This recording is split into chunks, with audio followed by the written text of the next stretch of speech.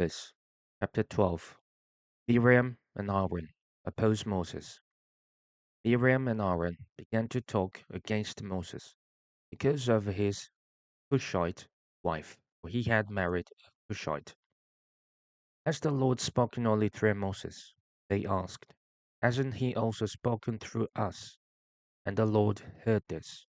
Now Moses was a very humble man, more humble than anyone else on the face of the earth. At once the Lord said to Moses, Aaron and Miriam, come out to the tent of meeting, all three of you. So the three of them went out.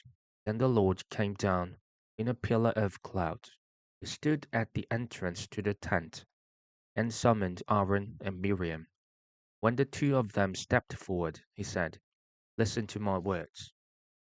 When there is a prophet among you, I, the Lord, reveal myself to them in visions. I speak to them in dreams. But this is not true of my servant Moses. He is faithful in all my house. With him I speak face to face, clearly and not in riddles. He sees the form of the Lord. When Why then were you not afraid to speak against my servant Moses? The anger of the Lord burned against them, and he left them. When the cloud lifted from above the tent, Miriam's skin was leprous. It became as white as snow. Aaron turned toward her and saw that she had a defiling skin disease. And he said to Moses, Please, my lord, I ask you not to hold against us the sin we have so foolishly committed. Do not let her be like a stillborn infant coming from its mother's womb with its flesh half eaten away. Then Moses cried out to the Lord, Please, God, heal her. The Lord replied to Moses, If her father had spit in her face, would she not have been in disgrace for 7 days?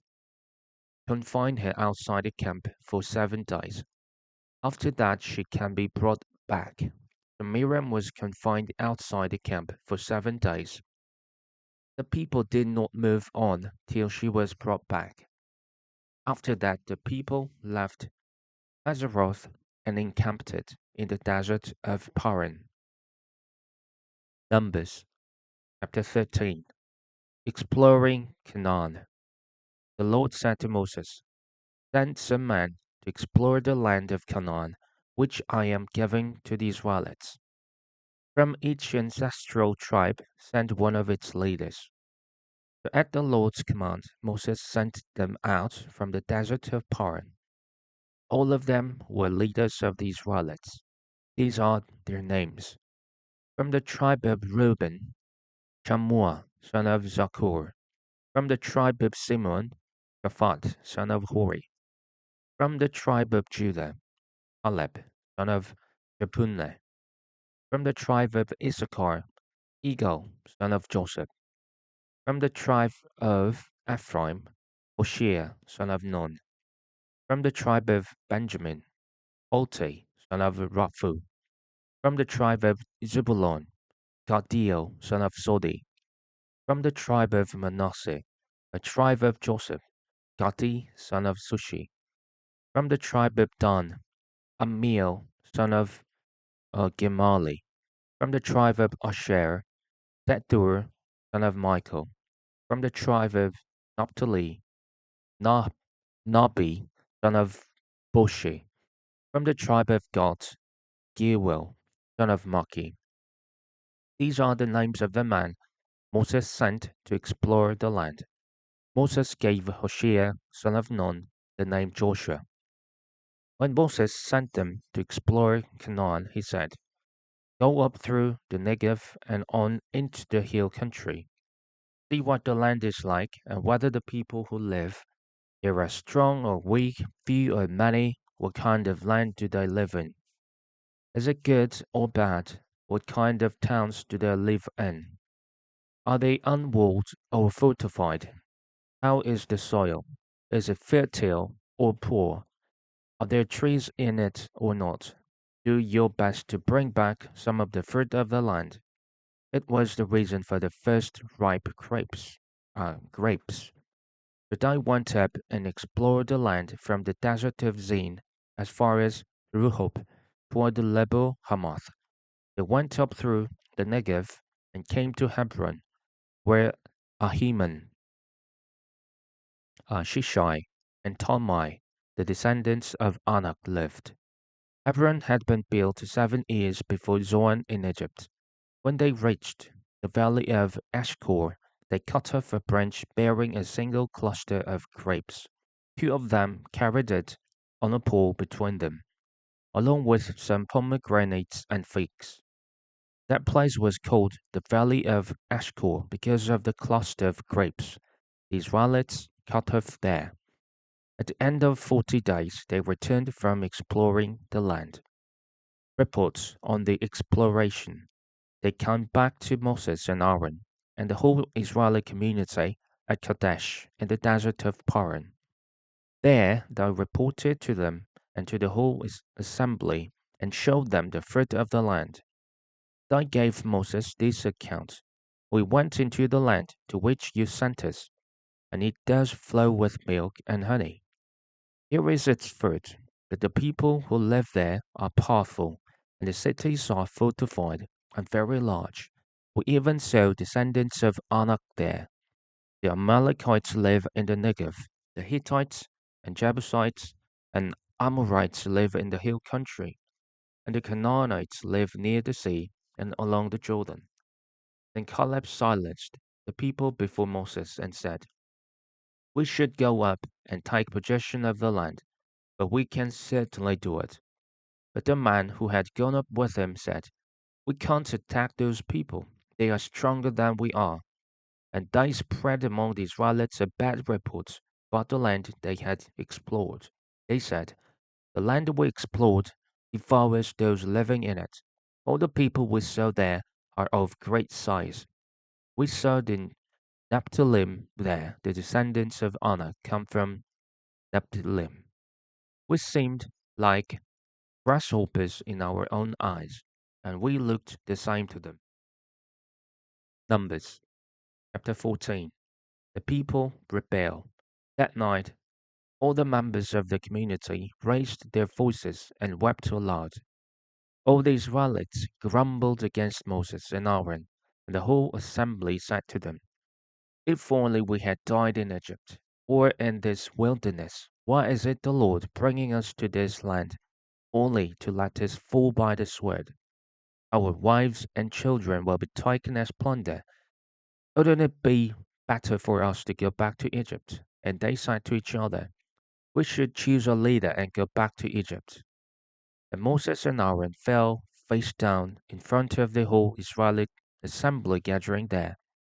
Joshua, son of Nun, and Caleb, son of Jephunneh, who were among those who had explored the land, tore their clothes and said to the entire Israelite assembly, The land we passed through and explored is exceedingly good.